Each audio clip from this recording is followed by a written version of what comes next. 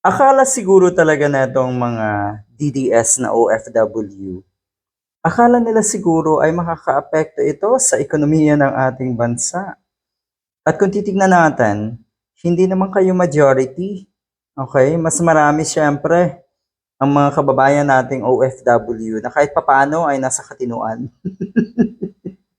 Makikita mo yung difference. Okay? Kung sino yung mga OFW na mga DDS. Lalo na po yung mga nagkalat dyan sa Netherlands. Ang cheap, ang babastos. Bias, ABS-CBN, bias. Akala ko talaga ano yung bias, ABS-CBN. Yung parang biased ABS-CBN. Bias, ABS-CBN. Yan. Hindi kami bayad, mayaman kami. Sige nga. O, ayan. Ano daw? E di kayo yung napahiya.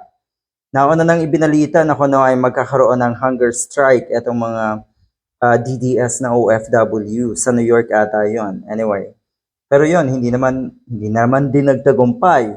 So eto, malaking usapin, etong zero remittance protest nga na itong mga OFW na mga diehard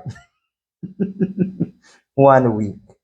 Sabihin na natin, hindi nga kayo magpadala. Ulitin ko hindi kayo ang majority dyan. Mas marami sigurado ang mga kababayan nating nag-iisip ng matino.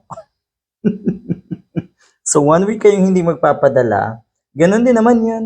Papadala nyo rin yung mga hindi nyo napadala for 1 week sa mga susunod na linggo. Ang apektado dito, pamilya nyo. Alam yan ng ating bansa. Alam yan ng mga ekonomista na hindi ito makakaapekto nga sa ating economy. Planned zero remittance protest for Duterte will barely affect our economy. Sabi dito,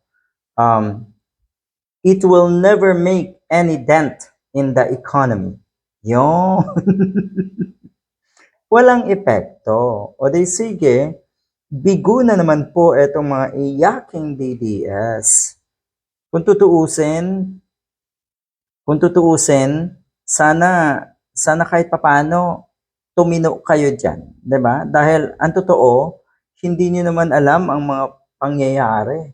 Ang mas nakakaalam kung ano ang ginawa ng Tatay Digong nyo ay yung mga kababayan natin na naandito sa Pinas. Umaasa kayo sa mga fake news. Umaasa kayo sa mga vlogger na mga DDS na pawang kasinungalingan naman ang pinapakalat. At kayo yung sapul na sapul, kayo yung mga biktima ng mga fake news na yan. Kaya nagkaganyan ang kaisipan nyo.